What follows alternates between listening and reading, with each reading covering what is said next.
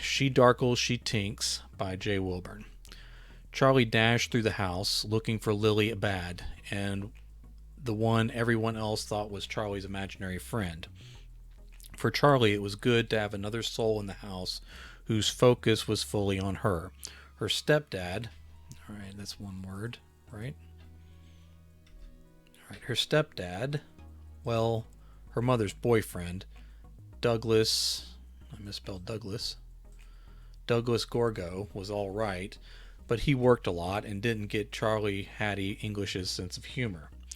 Gorgo was a funny name. Sometimes when Charlie played with Lily, she named the monster they pretended to fight as Gorgo. Her mom, Scarlet Lynn Hatcher, said Gorgo was a Greek name and they built the world. It still made a good monster name. Her mom didn't work, at least not most of the time or for long. She thought Charlie was hilarious, but Mom was always busy with something else. Every other weekend, Charlie had to stop playing with Lily long enough to pack a bag. Most weekends, her dad had to cancel the trip. That was fine with Charlie, as Lily could not find her way. Let me add a word in there. Could not find her way to Charlie's dad's house. Brad English was a busy man. He wasn't a bust man. I don't know what that means. Was a busy man too. When Charlie played, he was often trapped in a faraway castle in need of rescue from monsters like the vicious Gorgo or the moody Hatcher. Lily played along with any game Charlie wanted and sometimes came up with new games of her own. Lily was getting bolder, talking more, and getting more creative. They played hide and seek the most. First, Charlie hid under her bed. It was an easy to guess spot, but Charlie was comfortable under there. Sometimes that narrow space was a cave to hide from the Gorgo or the angry Hatcher, while Lilia Bad stood guard and checked to see if the coast was clear. Today, Lily had barely, let me change this into an adverb. Lily had barely stopped counting when the chill of her presence filled the air under the bed. She found Charlie. It was an easy spot, but that was still quick. Charlie folded her arms under her chin and said, "Don't cheat. You can look, but don't use your powers to find me every time. That takes all the fun out of it." Lily gave off an uncomfortable buzz within the chill of her presence. Charlie could tell she was annoyed, maybe angry, but angry usually felt different. It was heavier. Still, Charlie didn't want to push her luck. Lily sometimes got tired of playing and left for a while. Charlie was bored and wanted her to stay. "Okay, now I count and you hide." The air warmed under the bed and Charlie knew she was alone. Even though she didn't have to, she covered her eyes before she counted to 20. By 11, she heard the mower give its first false start. By 14, Douglas had it going and was cutting the yard in rows. Charlie crawled out with her clothes shaded with dust as soon as she voiced 20. "Ready or not, here I come." This was also silly because Lilia Bad was always ready. She tiptoed through the hall and slipped into her mom's room. Mom was still in bed, but on her phone. Let me fix something there real quick. Talking loudly. Charlie made it halfway to the walk-in closet before Mom snapped her fingers. It would be bad if she snapped just her finger. That has an entirely different connotation. Mom snapped her fingers several times and waved Charlie out with her brow wrinkled. She could sprint to the closet and check real quick, but that would come with consequences as soon as the call was over. Charlie slinked out of the room instead. She hoped Lily wasn't in the closet or bathroom in there, or this would be a long game. She slipped into Douglas's office next. This was also off limits, but he wouldn't punish her if he found her in here. He'd give her a talking to without any yelling or anything. He was mowing and Mom was gossiping, so she had all the time in the world. Charlie didn't need all the time in the world because the room was so small. She ran her hands over the cracked spines of shelves upon shelves of paperbacks. She had thought only libraries kept so many books before they moved in with Douglas. She opened the squeaky metal door that folded out to reveal board games too old for her and files of papers too boring for her. She ran her fingers through the wooden spaces between the neat papers on Douglas's desk. He kept everything perfect at the corners, so the spaces were all the same and none of the piles touched each other. Charlie knew most of the drawers were full but boring. All of them except the top left. There were some black binders standing on end in the front of that drawer, and old magazines full of naked women in the back of that drawer. That was interesting if she had the time. Today might be enough.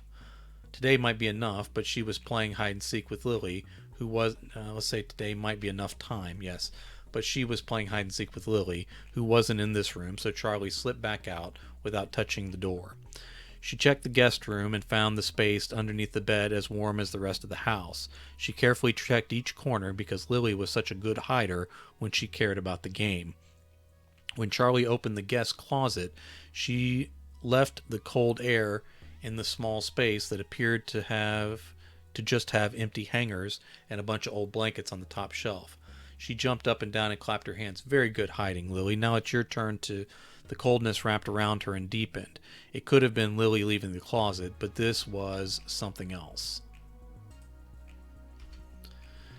It was an interruption. Lily wanted something else. What is it? Charlie asked. The air crackled a little. She even heard it. She even heard a few whispering breaths. Then she felt what could have been icy fingers brushing her cheek. I don't understand, Lily. Say it again. The air crackled once more, almost like before. Then it was two hands, as cold as ice, holding her face on both sides. Out of the desk? Charlie asked. The air wavered around her, but held its cold and a light pressure like a coming storm. Charlie nodded. She understood. This does not need to be a quotation mark. She understood the rules of the game, but not the point. She left the guest room, and the cold air followed with her like a cloud. Charlie stopped short of the office and listened to her mom talking and the mower moving through the side yard. She'll be in there and see me. Something scratched against the wallpaper on both sides of the narrow hall. Charlie sighed, and her breath showed for a brief moment. If you say so. She entered the office like before, but went straight to the interesting drawer. She pulled it open, and far enough out that it clunked and tilted down a little like it might fall. Charlie knew it wouldn't. She reached in and grabbed one of the thick magazines by the spine. Before she could pull it out, the air grew angry heavy. What? Charlie asked. These are the pictures of naked women in the drawer you asked for. The air grew even thicker, and Charlie hissed from the pressure building in her head. Okay, I'll look underneath for the ones my mom doesn't know about. Charlie didn't know about them either, but when she snaked her small hand under the magazines, she felt the hard corners of photographs. She pulled them out and turned them over in her hands. These pictures weren't as clear as the ones in the magazines, but they showed a lot more. Charlie was more interested in the feel of the photos than what they showed. All the pictures she had ever seen were mostly on phones and computers. She had never held any like this. Something popped in the closet and then clicked 3 times from the ceiling. Charlie spread them out and counted them twice. There are 9. Another click and she counted again. Still 9. The air grew heavier, so she reached in the drawer again. After a few seconds, stretching as far as she could under everything in there, she found and pulled out the other 2. She counted again, just to be sure. Okay, now there are 11. The cold swirled around her like a breeze with nowhere else to go. Charlie frowned. If my mom knows about the naked pictures in the magazines, why would she care about 11 more? The air took on a weight, but not pressure. Charlie was thankful for that. Okay, where should I put them? More crackles. Why not on the little table by her side of the bed? She'll find them quicker. Isn't that the game? Nothing happened. No changes. No response. Okay, I'll do it your way. Are you sure she's gone? I need to put in a word here. Are you sure she's gone? The cold returned heavier. Okay. Charlie slipped in the door. Even though Lily had said Mom would be in the bathroom, Charlie had a made-up question ready just in case. Mom's voice came through the closed bathroom door where she still ranted on her phone from the toilet. Charlie ran to Douglas's dresser and opened his sock drawer. Okay. She had to think again to remember all the parts of the game Lily had explained earlier.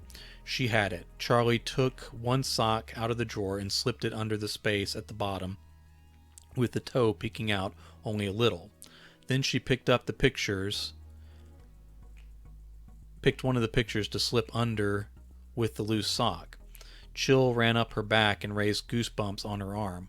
Well, Lily, then tell me which one. The house settled a little on the far wall. Like a dog? I don't... Okay, this one. She placed the correct photo under the dresser with the sock. Charlie then stuffed the others under all the socks. Before closing the door, she pulled one toe of a second sock out, enough to pinch inside the closed dresser. The toilet flushed and Charlie ran from the room before checking with Lily first. In the hallway, the cold pressure joined her. I don't get the game, but I'm just glad you had fun, Lily. Can we go back to hide and seek? After hide and seek, they had a tea party with Charlie English, Lily Bad, and an arrangement of stuffed animals. Charlie gathered the plastic tea set to put away when she sensed Lily's presence getting thinner. Is there something you would like to play now, Lily? The cold came back full and stronger as Charlie listened. The mower had long ago stopped, and an edger... Need to change that. An edger was buzzing away along the driveway. Mom had stopped talking, but was snoring. Small correction there. In the bed now. Charlie heard none of that as she listened carefully to the rules of the new game. This game was like the others in that they had to complete the task without being seen by the Gorgo or the snoring Hatcher. This game started in the basement, though. Charlie didn't like it down there, but dungeons were not meant to be liked, and brave Sir Brad English was trapped in a tower far away, waiting for his warrior daughter to complete the quest to free him. Charlie had to dig... Had the wrong word, sorry. Charlie had to dig through a number of boxes to find what Lily wanted. The basement was already chilly, but with Lily down here too, Charlie wished she had brought a sweater. Finally, she found the bundle of letters wrapped in a rubber band. She recognized her mother's name on them, but not the other name written below on each of the notes in the bundle. Alright, I don't know if I made that sentence too long, but I think it clarifies what I need to for later in the story. Charlie took them upstairs and toward the hooks in the mud room, off the garage and laundry room. This part of the game was boring. No one was here to even almost catch her. Wrong kind of here. The typo that bothers me the most is homophones. If I put the wrong homophone, I sometimes feel dumber. All right.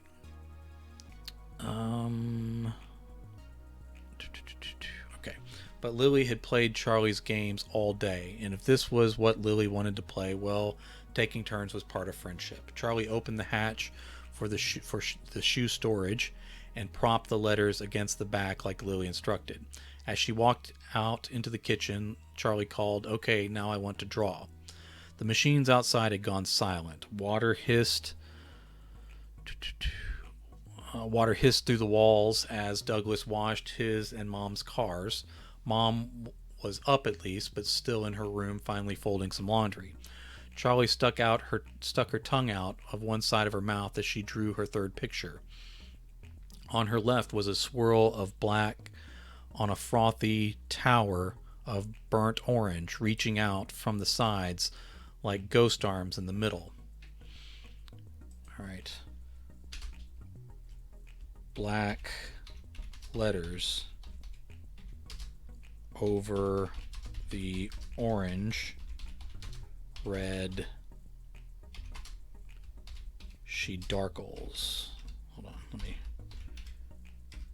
She Darkles.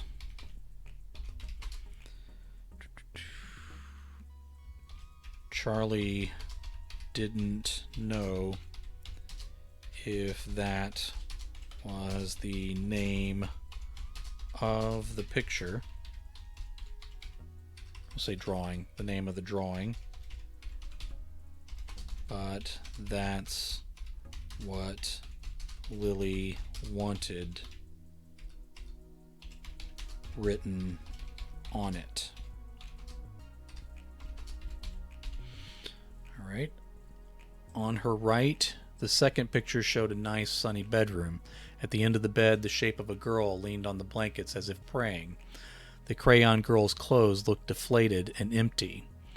A swatch of fuzzy brown that might have been fur or hair was where the girl's head should be. The only real indication of an actual person were the peach-colored bare feet that could have been sticking out from under the bed as opposed to coming from the deflated girl. Across the bed, above the deflated girl, was written, "She Tincts." Charlie's third picture, still in progress, showed a woman with long hair, flowing robes, and a crown of sorts, but no face. Around this central figure was Charlie's room, but the furniture was gone. The light blue paint peeled off the walls, and trash cluttered the floor. Sunset spilled white and cold from the dirty crayon windows. Charlie blinked a few times, yawned, and stretched as if just waking up. She stared at the three pictures in surprise. "Are these you, Lily?" No answer came, even though the chill of her presence lingered. Charlie was sure these had to be Lily. Excuse me, I'm sorry.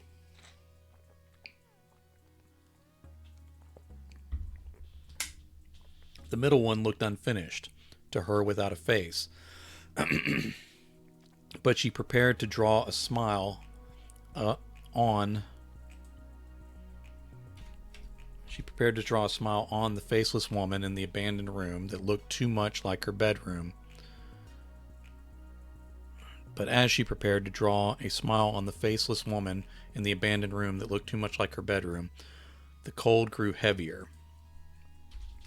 She moved her hand down to the bottom of the page.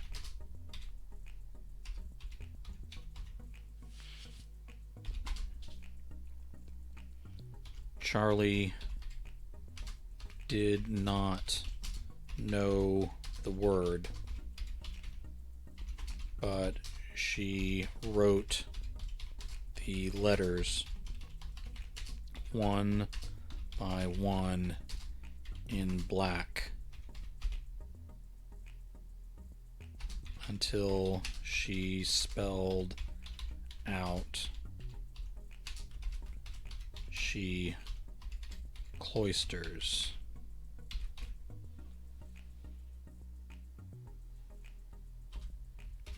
She moved to try the smile again.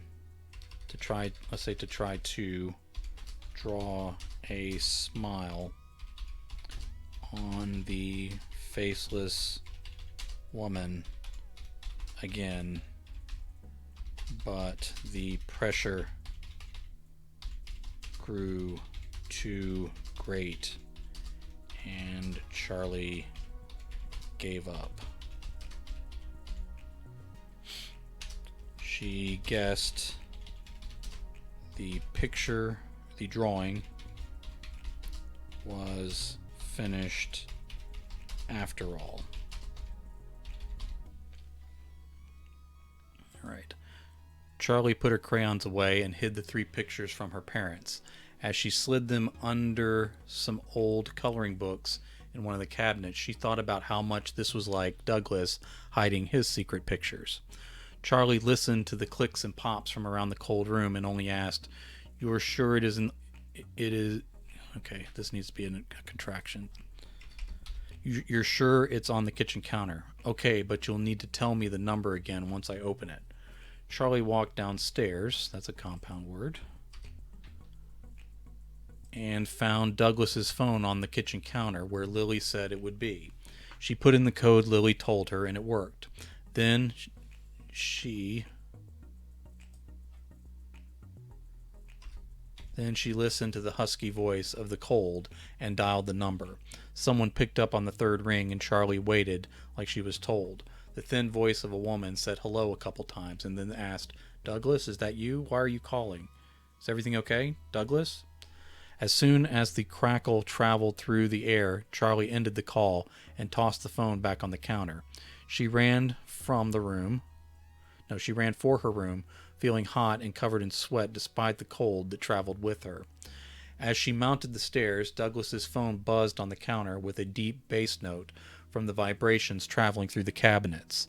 A little pea slipped, but Charlie ran to her room and dove onto her bed without going to the bathroom. The phone, let's say going into the bathroom. The phone finally gave up just as the door to the garage opened. Douglas took off his boots as Charlie's eyes grew heavy from fear. That was an exciting but scary game. She heard Mom's boyfriend mumble something to himself in a deep register as he put his shoes away, taking a little longer than usual. Charlie didn't remember falling asleep, but she snapped awake as Mom's bedroom door bounced off the wall hard enough to break something. She cussed as she descended the stairs in stomps. Charlie crawled under her covers, and the lingering chill of Lilia Bad's presence made her comfortable. Mom yelled first, but the normally quiet Douglas started yelling back. That was a bad sign. That sounded too much like Mom and Dad at the end. Charlie covered her head. Dinner time came and went, and the argument continued as darkness closed on her windows. Her nightlight had not been plugged in yet, and Charlie wasn't interested in getting up or even eating until things got quiet again. It started to die down, but then in a clear voice, Mom said, "Show me your phone." Douglas laughed and said, "I've got nothing to hide, not like you."